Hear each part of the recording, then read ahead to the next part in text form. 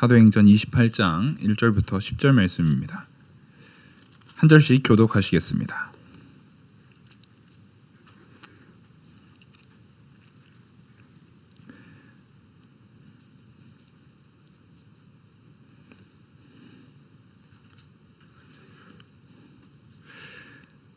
제가 먼저 읽겠습니다. 우리가 구조된 후에 안즉 그 섬은 멜리데라 하더라.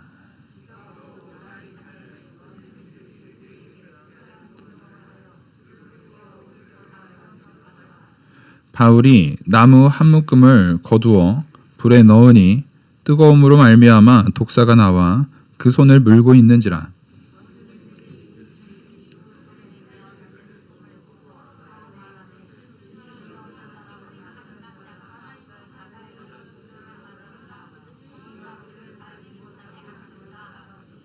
바울이 그 짐승을 불에 떨어버림에 조금도 상함이 없더라.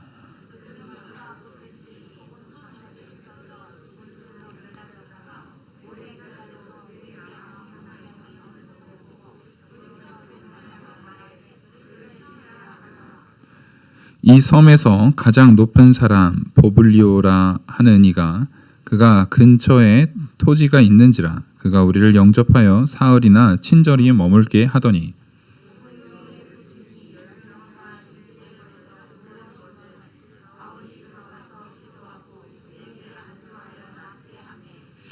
이러므로 섬 가운데 다른 병든 사람들이 와서 고침을 받고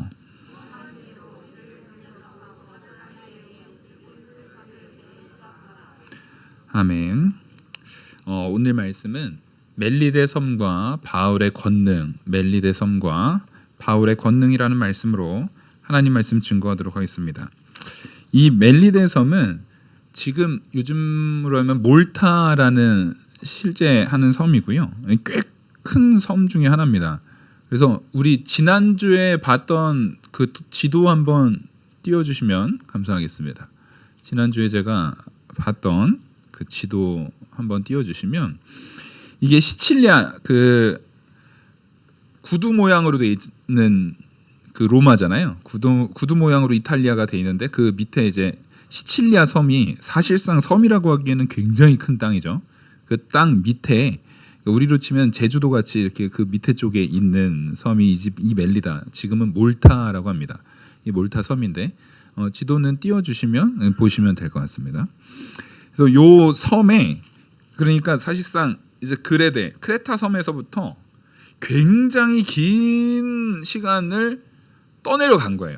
그냥 그 풍랑에 의해서 밀려 간 겁니다. 원래는 그 크레타 섬 안에 있는 그 베닉스에 머물려고 했는데 이게 지금 여기서 보시면 이거 말고 더 크게 찍은 사진 있죠?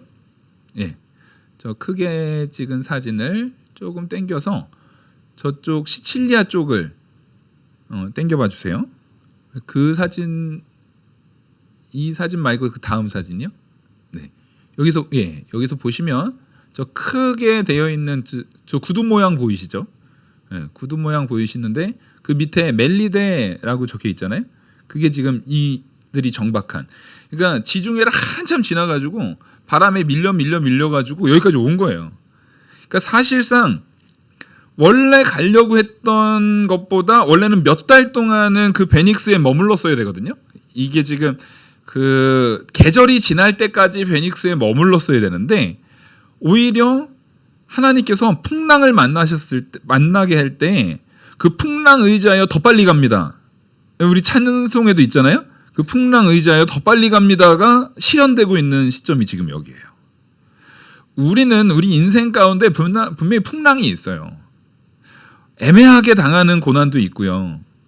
실제 물론 대부분의 고난은 내 죄 때문에 당하는 고난이 있지만 우리가 억울하게 당하는 일들도 있습니다. 그리고 사람들한테 오해받는 경우도 있고 좀 어려운 진짜 하나님 앞에 내가 지은 죄보다 더 많은 고난 가운데 있다라고 느껴지는 경우들도 상당히 여러 번 우리는 경험할 수 있습니다. 근데 여러분 그게 왜 나한테 이런 화가 있는가? 나한테 왜 이런 어려움들이 자꾸 닥치는가라고 생각할 때 사실 돌이켜보면 하나님께서 그것을 통해서 혹은 믿음의 길로 혹은 형통의 길로 혹은 하나님께서 복 주시는 길로 더 빨리 밀어서 인도하신 거를 우리는 발견할 수 있습니다. 만약에 그 일이 없었다면 나의 신앙이 지금보다 더하지 못했을 가능성이 높아요. 이게 하나님께서 우리를 이끄시는 데에는 우리는 자꾸만 물질적인 것에 대해다가 초점을 딱 맞추지만 하나님께서 바울을 확 이끄시는 것은 뭡니까? 로마에 빨리 가라는 거예요. 복음을 전하는 일에 쓰임 받으라는 거예요. 어떻게 보면 사도 바울에게는 로마에 빨리 가면 갈수록 뭐가 가까워지는 거예요? 죽음이 가까워지는 거예요. 그러면 좀 천천히 가고 싶어요. 이런 거 있잖아요. 예수님 오기는 원하는데 언제는 안 왔으면 좋겠어요. 내가 지금 건강하고 뭐 살기 좋을 때 우리 딸 일단 시집은 가고 손주는 보고 또 아들도 장가 잘 가서 직장 생활 잘하고 결혼해가지고 친손주도 좀 보고 그때까지는 안 왔으면 좋겠습니다. 천천히 가고 싶은 거예요. 가긴 갈게요. 하나님 가긴 갈게요. 조금만 천천히. 과연 그게 하나님 앞에 성도된 자의 참된 마음이고 참된 가치관인지 우리는 보셔야 돼요. 하나님께서는 우리를 이끄십니다. 뭘로 이끄시냐면요, 내가 맡긴 너의 그 자리에서 충성하라는 거예요. 사도 바울에게 맡긴 그 자리는 어디입니까? 로마에 죽으러 가는 거예요. 로마에 복음 전하러 죽으러 가는 거예요. 하나님께서 우리에게 맡기신 자리들이 있습니다. 각자 내가 여기가 더 좋지 않고 여기보다 더 나은 곳이 있을 수 있어요. 참 안타까운 게 보니까 딱 제 나이 때가 문제인 것 같아요. 이렇게 리서치 조사를 이렇게 보면은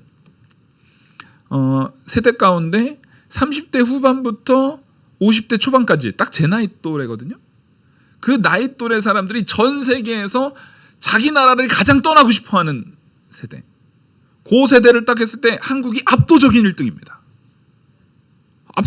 왜 그래요? 한국 살기 좋은데 왜 그래요? 자꾸만 여기보다 뭐가 커 보이는 거예요? 남의 떡이 커 보이는 거예요. 한국 말고 막 미국 가서 살고 싶고, 한국 말고 저기 캐나다 가서 살고 싶고, 한국 말고 저기 더 나은 선진국 유럽. 여행 가는 게 좋은 거지 사는 건 또 그렇게 쉽지가 않아요. 근데 우리는 왜 자꾸 그런 걸 받고 바랍니까? 지금 내가 현실에 처하고 있는 이 현실에 만족을 못하기 때문에 그래요. 사실은 성도인 나는, 내가 성도라고 한다면 현재 내가 처해 있는 이 상황을 누가 합력하여 선을 이루시는 가장 좋은 상황으로 주신 줄 믿으셔야 됩니까? 하나님께서 제일 좋은 것으로 채워줬어요. 지금 가장 값진 것으로 채워줬어요. 그럼 내가 선 그 자리에서 하나님께 충성하는 거예요. 하나님께서 내게 허락하신 그 자리에서 하나님 앞에 충성하는 거예요. 지금 사도 바울에게 충성하라고 한 것은 풍랑 만나가지고 밀려 멜리데까지 가는 거예요. 거기에서 원래는 몇 달은 더 머물 수 있는 상황에서 더 빨리 밀려서 로마로 가는 거예요. 아주 수개월을 앞당겼습니다. 뭐 하라고요? 하나님의 계획, 하나님의 역사에 충성하라고. 우리는 내가 원하는 삶의 형태가 있습니다. 나는 어느 나이쯤 되면은 지금 내가 이제 이것저것 피곤한 거 싹 다 내려놓고 이거 해보고 싶고 이것도 하고 싶고 저것도 하고 싶고 다 그런 거 가지고 있어요. 저도 뭐 그런 생각들이 많이 있었습니다. 분명히 지금 제 나이 때쯤에는 전 세계 지도의 한 절반은 제가 갔다 왔어야 돼요, 지금. 근데 하나님께서 그거를 원하시지 않았어요. 그래서 전 세계의 절반 말고 그냥 골방에 갇히게 하셨어요. 골방에 있게 하시더라고. 골방에서 말씀 연구하고 기도하고 하게 하는 게 하나님의 뜻이었어요. 그러면 내가 그렇게 했어야 했는데, 내가 그렇게 살았어야 됐는데, 내가 거기도 갔었어야 되는데, 내가 여기도 갔었어야 되는데, 내가 이렇게 했었어야 되는데가 아니라 하나님께서 나에게 지금 가장 좋은 길로 인도하셨구나. 지금 가장 복된 길로, 나는 골방에 있는 게 하나님의 뜻이구나 라는 것을 기쁨으로 누리는 자들이 돼야 됩니다. 기쁨으로 누리는 자들이 돼야 돼요. 하나님께서 내게 맡기신 그 길에서 참된 기쁨을 찾는 우리가 될 때에 거기에서 우리는 하나님의 역사를 따르겠습니다. 발견하게 된다. 풍랑을 밀어가지고 멜리데에 도착한 데는 멜리데에서의 사건을 통해서 이런 이유가 있었음을 우리가 알게 되는 거예요. 그래서 오늘 이제 1절부터 보시면 우리가 구조된 후에 앉을 그 섬은 멜리데라 하더라. 지금 멜리데 섬에 구조가 된 거예요. 그리고 비가 오고 날이 참해 원주민들이 우리에게 특별한 동정을 하여 불을 피워 우리를 다 영접하더라. 원주민들이 착해요. 보통 우리는 야만인, 막 이 원주민의 그 어원이 야만인이거든요. 야만인, 완전 무법자에다가 이런 사람이라고 생각하지만 실제 그 아메리카 대륙에 이 청교도 메이플라워를 타고 청교도들이 처음 갔을 때도 그 원주민들이 처음부터 적대했던 거 아닙니다. 개 중에는 폭력적인 원주민도 있었지만 대부분은요 처음 왔을 때 하도 불쌍해가지고 딱 이때랑 똑같이 했어요. 그 사람들한테도 먹을 거 갖다 주고 시 종자도 주고 그 다음에 시 종자가 파종될 때까지는 그들한테 먹을 걸 계속 갖다 줬던 게 그 원주민들이었습니다. 여기도 지금 이 원주민들이 이렇게 돕고 있는 거예요. 이건 뭐냐면 하나님께서 지금 이 원주민들은 하나님을 모르는 죄인입니다. 근데 우리는 안 믿는 사람이라 할지라도 사람은 다 누구 형상대로 창조된 사람이에요? 하나님의 형상대로 창조된 사람이기 때문에 그 안에 자연법 가운데 하나님의 형상이 남아있는 거예요. 그러니까 하나님께서 여전히 우리 안에 양심이라든가 도덕이라든가 이런 것들을 자연법 가운데 남겨두셨어요. 그렇기 때문에 이런 것들이 가능한 겁니다. 근데 이것으로는 구원받을 수가 없어요. 여기에 머물러서는 안 돼요. 이 자연법 가운데 나타나는 그 양심으로 인해서 그 선함, 그 기본적인 도덕으로 인해서 우리는 점점점 하나님의 말씀 가운데로 접근할 수 있는 기회를 맞이하게 되어 있습니다. 이게 하나님께서 우리에게 베풀어 주신 은혜예요. 그게 뭐냐면 일단 우리가 살아야 되잖아요. 살아야 그 기회를 맞거든요. 근데 안 믿는 사람한테는 비가 안 내린다고 하면 안 믿는 사람 다 어떻게 돼요? 다 죽겠죠. 안 믿는 사람한테만 갑자기 이 이산화탄소 농도가 높아요. 거기 그 사람 숨 쉬는 데만 이렇게. 그러면 안 되겠죠. 하나님께서는 그렇게 역사하지 않고 일반 은총, 일반 은혜 가운데에서 하나님께서 주시는 충만한 은혜를 모두가 누리게 하는데 그 중에서 택한 백성들에게만 특별 은혜, 바로 이 말씀이 깨달아지는 역사를 주시더라는 겁니다. 그래서 지금 이들이 그런 동정을 베풀어 가지고 불을 피워 가지고 영접을 하고 있는데 이제 사도 바울이랑 그 사람들이 불을 피우려니까 나무를 계속 가져와야 될 거 아니에요. 왜 나무를 빨리빨리 가져와야 되냐면 불은 이 사람들이 마른 장작 가져서 피워줬는데 이 불을 유지하려면은 이미 비랑 풍랑 때문에 주변에 있는 나무들은 다 어떻게 돼 있어요? 다 젖어 있어요. 그럼 불이 피어져 있을 때 빨리 나무 가져와서 걔네들 어떻게 됩니까? 그 불 옆에서 말려놓고 있어야 계속적으로 이 연료를 공급할 수 있습니다. 젖은 장작 올려놓잖아요. 그러면 화력은 약하고 연기만 잔뜩 나요. 화력이 약하고 연기만 잔뜩 나요. 그래서 연탄도 태기 전에 바짝 말려놓지 않으면 어떻게 돼요? 냄새만 엄청나고 뜨겁지도 않아요. 뜨겁지도 않고 냄새만 엄청 납니다. 그래서 연탄 딱 시키면 한 달 정도는 바짝 말려놔야 그래야 이제 뜨끈뜨끈하게 정말 화력도 냄새도 안 나고 뜨끈뜨끈하게 되는 것처럼 제가 또 연탄 열심히 연탄 떼는 데서 이제 목회를 했던 것 때문에 여러분들 다 아시잖아요. 우리 권사님들은 모르시는 분들 없잖아요. 미리 사다 놨다가 말려놔야 되는 것처럼 지금 이 나무도 그렇게 하는 거예요. 지금 말려놓고 이거를 바짝 말려놔야 계속적으로 여기에서 이 추위 가운데에서 머물려면은 계속 그 땔감을 가져와야 돼요. 그래서 사도 바울이 지금 나무 한 묶음을 거두어 불에다가 넣었는데 이 나무 한 묶음 사이에 누가 있었냐면은 마침 독사 한 마리가 거기 이렇게 있었나 봐요. 독사가 뜨거우니까 갑자기 확 나오면서 바울의 손을 문 것 같아요. 물고 이렇게 매달려 있는 거예요. 독사는요, 자기 입안에 있는 독이 그 사람한테 다 들어갈 때까지 놓지 않습니다. 네.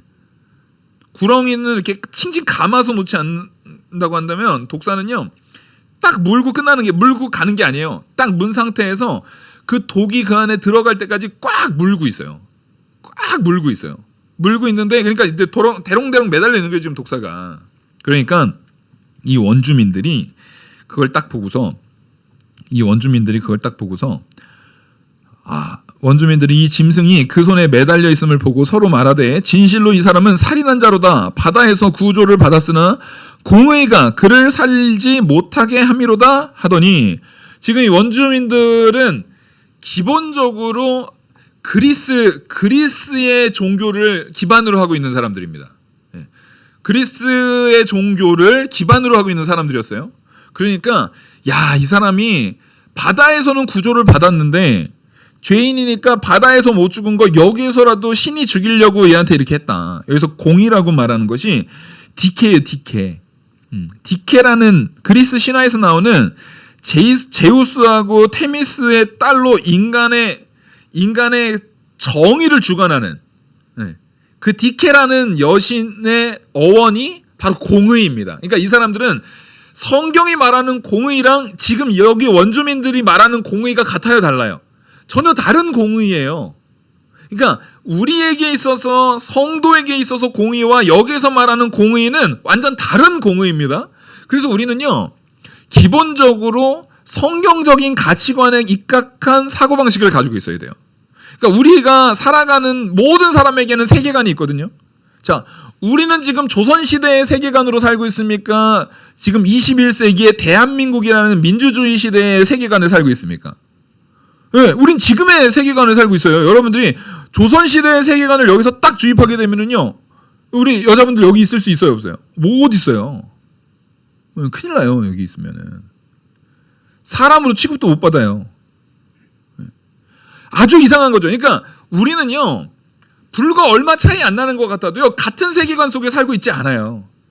예를 들어서 저 이슬람권의 여성들, 그리고 저기 이슬람뿐만 아니라 인도, 막 이런 데에 심각한 차별을 당하고 있는 여성 인권이 완전히 아직도 지금 21세기인데도 같은 21세기면 다 똑같나요? 아니에요. 그들은 같은 세계관 속에 살고 있지 않아요. 여자가 사람이 아니라니까요, 거기에서는 아직도 당연히 여자는 폭행을 당하는 게 마땅한 거예요. 지창금을 조금 가져왔다라는 이유로, 거기도 이제 인도 같은 데는 여자가 지창금을 가져가거든요. 시집을 가려면 그 집안에서 정말 가난한 집에 여자를 시집 보내려면은 지창금을 진짜 기둥뿌리 뽑아가지고 지창금을 해가지고 겨우겨우 시집을 보냈어요. 근데 인도에서는 만약에 이 자기 며느리가 지창금을 적게 가져오잖아요.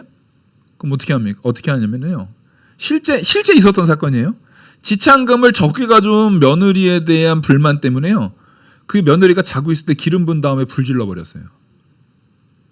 그게 지금 21세기에 일어난 일이에요. 여러분, 이게 지금 우리는요, 기독교적인 가치의 세계관을 왜 전도해야 되는지를 알아야 됩니다. 예수님께서 이 땅에 왜 오셨는지를 알아야 돼요. 사람들은 이렇게 패역해요. 각자 자기의 사고방식 안에서 이렇게 패역하고 있다고요. 그 여자가 거기에서 모진 학대를 당하는데 돈을 가져갔는데 그 돈이 적다고 며느리한테 기름을 부어가지고 불 지른다는 게 그게 사람이 할 짓입니까? 근데 거기에서는 그게 뭐예요? 공의예요. 지창금 적게 가져온 그 여자가 잘못인 거예요. 이게 어떻게 말이 됩니까? 여러분, 우리는요, 그러면 그런 나라에서 그 여자가 그렇게 비참한 상황을 당하고 있는 거기에 전도를 하는데, 그들의 문화는 우리가 존중을 해주면서 전도는 하지만 그들의 문화는 존중해줘야 된다. 그러면 그 문화를 존중하면서 그 여자분들을 구원할 수 있어요? 그 여자분들을 그 진짜 고통 가운데서 건져낼 수 있어요? 우리는 뭐부터 말해야 되냐면요, 너희가 믿고 있는 그 세계관, 그 신, 그 가치가 잘못됐다라는 것을 먼저 선언해줘야 되는 거예요. 지창금 때문에 며느리한테 기름을 부어서 불 지르는 것은 죄다라는 것을 알려줘야 되는 거예요. 이건 말도 안 되는 악이다라는 것을 알려줘야 되는 거예요. 근데 요즘 세상은 뭐라고 합니까? 야, 너는 너고 나는 나야. 니네 문화랑 우리 문화는 다르니까 우리 서로 각자의 문화를 존중해주고 너는 너대로 살고 나는 나대로 살자? 그렇게 해서는요, 제대로 된 보호가 이루어지지 않아요. 지금 미국에서 많은 인권운동가들이 입장을 선회하고 있는 내용이 바로 이런 겁니다. 불과 딱 한 6, 7년 전까지만 하더라도 6, 7년 전도 아니죠. 코로나 직전까지 굉장히 인기를 끌었던 게 political correctness라는 거예요. 말도 어렵죠. 사회적 올바름이라는 겁니다. 사회적 올바름. 이게 아까 그 얘기예요. 이슬람은 비판하지 마. 이슬람에 의해서 혹은 그런 아까 이 인도의 그런 가치에 대해서 그건 비판하지 않아야 돼. 그것이 잘못된 것을 그 여자들은 우리가 구원하려고 애를 써야 되고 그 사람들한테 자꾸만 무언가 도움을 줘야 되지만 그 도움은 주되 그 사람들을 뭐 하면 그 문화 자체를 틀렸다라고 말하면 안 된다라는 거예요. 그러면 그 여자들한테 지창금이 부족해가지고 기름 부음 당해가지고 기름 뿌려져가지고 불에 태워 죽을지도 모르는 그 여자한테 돈 갖다 주면 그게 구원이에요? 지창금 더 많이 내. 그럼 그 지창금 가지고 가서 계속 학대당하는 거예요. 죽을 때까지. 그럼 그게 구원입니까? 그게 진짜 도움이에요? 그 여자들이 언제 기쁨을 느꼈냐면요. 왜 그런 사회운동가들이 선회를 자꾸 하게 됐냐면 그런 여자들을 구출에다가 정말 자기는 그렇게 하고 싶지 않은데 거기에 여자들의 제일 큰 문제가 뭔가 했더니 자기가 경제적 능력이 없는 거예요. 자기 스스로 돈을 벌 수 있는 경제적 능력이 없는 거예요. 자, 그러면 한국의 여성분들하고 뭐가 차이가 있는 겁니까? 한국의 여성분들은 그들과 다르게 자유가 있고 그렇잖아요. 이유는 뭘까요? 한국의 여성분들은 경제적 능력이 있어요. 꼭 아버지 아니어도 자기가 나가서 돈을 벌 수 있는 거예요. 근데 거기는요, 사회적으로, 문화적으로 여자는 뭐 하지 못하게 하면 교육받지 못하게 해요. 아무런 교육을 받지 못하게 합니다. 사람으로서 마땅히 누려야 되는 가장 기본적인 것을 받지 못하게 해요. 무지하게 만듭니다. 여러분, 이 세상은요, 사람을 자꾸만 무지하게 만들어요. 가장 근본적인 무지는 뭡니까? 따라하겠습니다. 하나님을 모르게 한다. 이들이 자꾸만 하나님을 모르게 하려고 하는 거예요. 그게 마귀가 우리한테 쓰는 가장 악한 술책이에요. 참된 지혜에서 떠나게 하는 거예요. 우리나라 조선시대도 마찬가지입니다. 하나님을 모르게 하는 거예요. 공의의 개념이 분명히 하나님께서 주신 공의가 참된 공의고 이방 종교 미신적인 것은 잘못된 공의가 있으면은 하나님을 알게 함을 통해서 참된 공의 안에서 예수 그리스도의 십자가의 보혈만이 진짜 공의고 나를 살린다라는 것을 알아야 되는데 이들은 여전히 그리스 로마 신화에서 말하는 그 디케가 말하는 그 공의, 그 디케가 말하는 공의라는 것은요 별거 아니에요. 눈에는 눈, 이에는 이 공의예요, 이 공의. 근데 그마저도 뭐에 따라 다르냐면은 상황 따라 달라요. 환경 따라 달라요. 왜요? 이 디케의 아버지인 제우스만 해도 얼마나 악합니까? 신인데 자기가 좋아하는 사람들한테는 한도 끝도 없이 은혜를 베푸는데 또 옆에서는 바람피고 있어요. 또 자녀가 얼마나 많은지 몰라요. 아내가 막 아내 놔두고 여기저기 바람피고 다니는 게 그게 무슨 공의예요? 근데 그걸 자기가 공의라고 하는 거예요. 왜? 제우스니까. 하나님께서는 그렇지 않습니다. 하나님께서는 죄는 죄인 거예요. 하나님의 말씀에 떠나는 모든 것들은 죄인 거예요. 근데 그 하나님께서는 그 말씀에 매이지 않으시지만 그럼에도 불구하고 그 말씀을 떠나시지 않는 신실함이 있으신 거예요. 그게 진짜 공의예요. 근데 이들이 말하는 공의는, 이 세상이 말하는 공의는 항상 그 상황적 공의입니다. 내가 처해 있는 이 문화, 내가 처해 있는 환경에서의 공의를 얘기해요. 진짜 간단했어요. 그 여자들한테 직업을 딱 주니까요. 미국으로 데려와서 직업을 딱 주고 실제 개인이 먹고 살 수 있는 경제적인 여력이 생기니까 이 사람들이 너무나 큰 자유를 누리더라는 거예요. 그러면서 오히려 그 여자들이 자기가 번 돈을 가지고 그 인도에 혹은 이슬람에 있는 여자들을 구출하는데 큰 힘을 자꾸 쓰고 저들도 우리처럼 이런 구원을 받아서 구원의 손길을 받아서 자유를 느끼게 했으면 좋겠다라고 말하는 거예요. 근데 보통 이 일을 하는 단체들이 대부분 기독교 단체입니다. 왜 그렇습니까? 다른 이유가 아니에요. 하나님의 공의 앞에 순종함을 통해서 나오는 거예요. 사람은 언제나 하나님의 법 앞에 온전하게 서야 되는 거예요. 사람이 사람을 함부로 대할 수 없는 그 하나님의 법 앞에 순종하는 것을 그대로만 순종해도. 그래서 한국에 지금 뭐 여기 우리나라도 마찬가지잖아요. 조선시대에 이화학당이 생겨난 유래에 대해서 제가 전에도 말씀드렸지만 여기 서울 도성이 이렇게 있잖아요. 그러면 딸들이 병에 걸려요. 요즘에야 감기가 별 문제 아니지만 당시에 감기 같은 거 걸리면 죽어요. 폐렴 같은 거 걸리면 이제 감기 걸리면은 계속 기침하다가 결국엔 폐렴이 돼가지고 죽는단 말이에요. 그러면 지금 초기 감기인데도 불구하고 그러면 집에서 따뜻하게 해가지고 아랫목에다가 눕히고 푹 재우고 쌀밥 먹이고 고깃국 먹여서 건강만 유지시켜줘도 얘 살거든요. 근데 어떻게 합니까? 딸이 아프면 갖다 버립니다. 갖다 버렸어요. 그래서 저기 사대문 밖에 이런 막 거지들 속을 그런 데 보면은 버려진 여자아이들이 많았어요. 그럼 그 아이들이 어떻게 되냐면 보통 그 자리에 버려진 상태에서 굶어 죽든지 얼어 죽든지 아니면 거지들한테 겁탈당하다가 죽었어요. 그 아이들을 데려다가 씻기고 치료하고 해서 세운 게 지금 이화여대입니다. 여러분, 신앙적인 가치는요, 결국은 사람을 살려요. 신앙의 가치가 그 사회를 살리고요. 신앙의 가치가 진짜 사람됨이 무엇인지를 알게 하는 겁니다. 하나님께서는 지금의 사도 바울을 로마로 보내는 게 목적이어서 빨리 보낸 것 같지만 그럼에도 불구하고 이 멜리데에 멈추어 서게 했어요. 왜냐하면 이 멜리데에 야만인이라고 했잖아요. 하나님을 전혀 모르는 이들에게. 그래서 공의가 그 디케라는 여신에 의해서 나타나는 공의라고 생각한 이들에게 누구를 전하는 겁니까?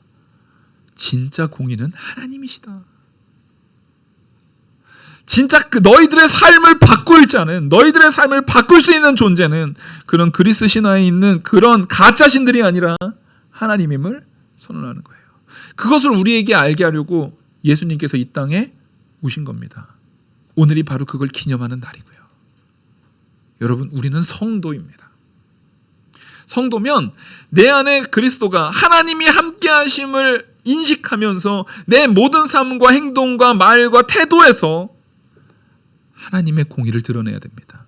하나님의 공의라는 건 딴 게 아니에요. 상황적 공의나 환경적 공의가 아니라 따라하겠습니다. 성경 말씀. 예, 말씀이 가라 할 때 가는 겁니다. 성경 말씀이 서라 할 때는 서셔야 합니다. 말씀이 옳다 할 때는 나도 옳다 하는 겁니다. 말씀이 아니라 할 때는 나도 아니라 하는 겁니다. 그거 외에 다른 길은 없어요. 그래서 이들이 당연히 물려서 너 이제 살인자다, 저거 이제 죽는다, 저거 큰일 났다 라고 했을 때 지금 5절 보시겠습니다. 바울이 그 짐승을 불에 떨어버려.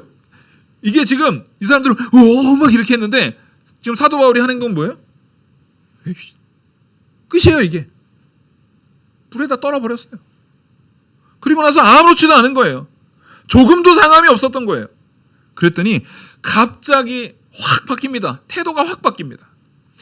여러분, 이 하나님의 공의 앞에 있지 않은 사람들은요, 하나님의 뜻 안에 있지 않은 사람들은요, 부하내동해요.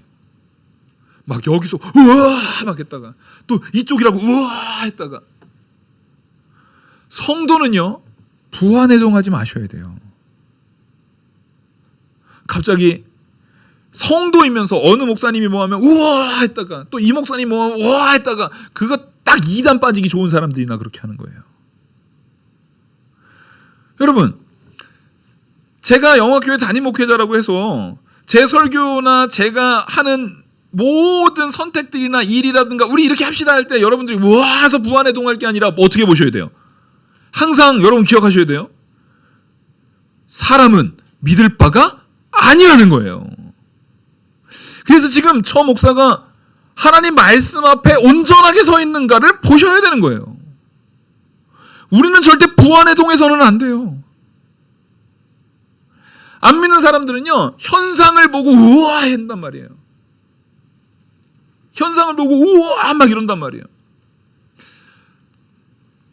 점쟁이들이 하고 있는 막 작두 타고 막 하는 거 진짜 실제로 작두 타잖아요.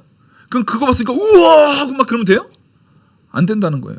아무리 작두 아니라 작두를 30개를 타고 막 작두를 목에 달고 팔에 달고 허리에 달고 귀에 달고 코에 달고 막 해가지고 막 이렇게 때린다고 해도요. 거기에 뭐 하시면 안 돼요? 부안해동 하시면 안 되는 거예요. 그것을 아무리 대단하게 해도 불에서 살아나왔다 할지라도 그 내용이 하나님의 말씀에 부합하는 참된 진리가 아니라고 한다면 거기는 타협하지 않는 거예요. 자, 마귀가 예수님을 시험해요. 광야에서. 너 나한테 절 한번 해라. 그럼 내가 이 모든 영광 다 줍니다. 하지만 어떻게 합니까? 예수님께서는 그 시험을 다 끊어버리세요. 실제 마귀는 사람이 느끼기에는, 사람의 편에서 보기에는 굉장한 것을 줄 수 있는 능력이 있는 존재였어요. 하지만 그것들 실제로 줄 수 있는 능력이 있는 마귀예요. 그런다 할지라도 그것이 누구의 뜻이 아니면요? 하나님의 뜻이 아니면. 떡을 만들어서 먹으면은 뭘 이렇게 해준다고 한다 할지라도 딱 잘라버리는 거예요. 우리는 떡으로만 사는 게 아니에요. 말씀으로 사는 거예요. 지금 사도 바울은요, 이 멜리데 섬에서도, 그리고 또한 로마에서도, 그리고 사도 바울이 거하는 모든 곳에서, 그 풍랑을 만났을 때는 그 배에서도, 모든 곳에서 진짜 너희들을 살리는 것은 이 선장의 지혜나 이 배 이런 것들이 아니라 하나님께서 보호하시는 그 역사, 그리고 그것은 이 땅에서의 보호에서 끝나는 것이 아니라 진짜 예수 그리스도를 믿는 믿음 안에서만 영원한 보호, 영원한 생명의 보호에 우리가 설 수 있다는 것을 알게 하기 위해서 하나님께서는 사도 바울을 멜리데로 이끄신 줄 믿으시기 바랍니다. 그래서 멜리데로 왔어요. 와서 그 사람들이 그걸 보고 이제는 갑자기 막 또 부안해동해주고, 그들은 그가 붙든지 혹은 갑자기 쓰러져 죽을 줄로 기다렸다가 오래 기다려도 그에게 아무 이상이 없음을 보고 돌이켜 생각하여 말하되 그를 신이라더라. 이게 너무 극단적이 되면은 안 돼요. 여러분, 성도는요 절대로 극단적이셔서는 안 됩니다. 어떤 경우에서도요 극단적이셔서는 안 돼요. 예를 들어서 가끔 그럴 때가 있어요. 제가 이렇게 우리 성도들 중에 혹은 이렇게 누가 아프면은 기도해 주잖아요. 가끔 기도해 줄 때가 있어요. 손 잡아줘서 기도해 드리고 할 때 낫는 경우가 있거든요. 실제 목회를 하다 보면은 그런 일들이 많이 있어요. 낫는 경우가 있어요. 그러면 1번 이재호 목사가 신유의 은사가 있어서, 2번 하나님이 나을 때가 되셔서. 뭐예요? 2번이죠. 나을 때가 된 거예요. 전 딱 봐도 신유의 은사 없게 생겼잖아요. 지금 자기 병도 못 고쳐요 지금. 아니 잘 아물지도 않아요 요즘에는. 뭐가 살 한 번 트면은 막 잘 아물지도 않아요. 자기도 못 고치는 사람이 뭘 고치겠어요.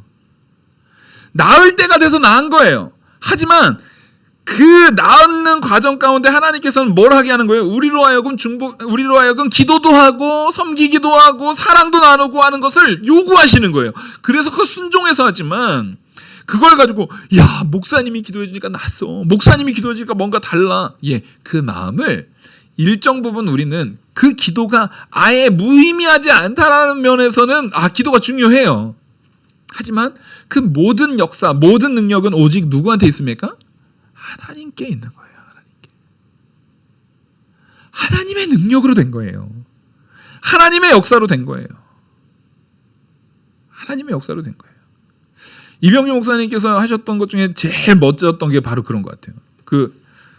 이병규 목사님이 어떤 우리 교단의 어떤 목사님이 그때 폐암이라고 그랬나, 여기에 이 피덩어리가 이렇게 막 암덩어리가 막 있어가지고 했는데 그 병원을 찾아가서 이제 의사 선생님이 얼마 못 산다 그랬대요.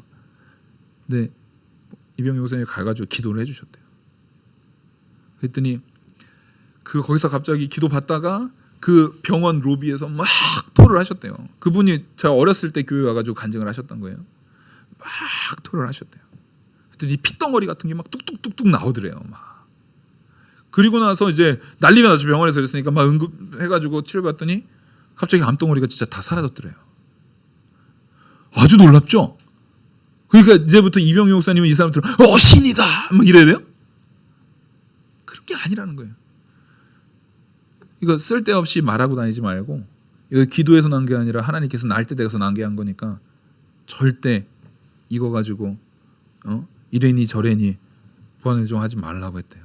예, 그게 정답인 거예요. 여러분, 그게 정답인 거예요. 우리는 하나님이 하시는 일 가운데 그 앞에 서면 되는 거예요. 하나님이 멈춰서라고 할 때는 그 이상 내가 그 영광을 취하지 않는 거예요. 지금 오늘 제목은 바울의 권능이에요. 분명히 바울을 통해서 하나님의 권능이 나와요, 안 나와요? 지금 나오고 있거든요.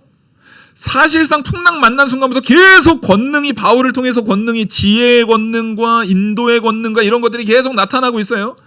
그럼에도 불구하고 그 권능이 바울 자신의 영광으로 가져가지 않는 거, 그게 진짜 성도인 겁니다. 근데 이게 이 사람들이 막 신이라고 할 때 사도 바울은 거기에 연연하지 않는 거예요. 그것이 아님을, 그것을 사람들한테 추앙받으려고 하지 않는 거예요. 오히려 거기에서 하나님을 증거하는 역사, 너희들이 신이라고 생각했던 그 디케, 그 공의에 의해서 내가 지금 죽을 거라고 생각했지만 사실은 나는 하나님의 말씀 증거하러 잡혀가고 있는 죄수일 뿐인 것을 그대로 드러내는 거예요. 근데 이제 7절, 이 섬에서 가장 높은 사람 보블리오라는 이가 그 근처에 토지가 있는지라 그가 우리를 영접하여 사흘이나 친절히 머물게 하더니, 그러니까 이 사람이 이제 사도 바울이 보통 사람이 아닌 것 같으니까 영접을 했어요. 자기 이제 처소로 영접을 해가지고 사흘 동안 계속 잘 있게 섬기고 있는데, 여기서 가장 높은 자, 거기서 가장 높은 사람이라고 할 때가 아까 우리 오전에 얘기했던 프로토스 있잖아요. 그 같은 단어예요. 근데 이것을 사람에게 사용할 때는 그 지역의 수장과 같은 사람, 첫째 되는 사람, 이런 의미로서 사용되는 거예요. 이게 용례가 다른 거예요. 그래서 그 사람, 그 보블리오라는 사람이 영접해서 잘 대접을 받고 있는데, 이게 무슨 얘기냐면, 성도가요, 내가 어디 가서 사람들이 나에 대해서 왜 이렇게 함부로 대? 이렇게 할 게 아니에요. 진짜 내가 하나님 앞에 온전하게 서 있잖아요. 그러면 주변 환경이 조금 부족할 수는 있어도 내가 받을 만한 수준보다는 더 큰 섬김을 받게 돼 있습니다. 예, 항상 그런 것 같아요. 시골 교회에 있어도 거기에서 내 수준에 받기에 더 과분한 사랑을 하나님께서 받게 하시는 거예요. 대신에 뭐 할 때요? 하나님 말씀대로 순종할 때.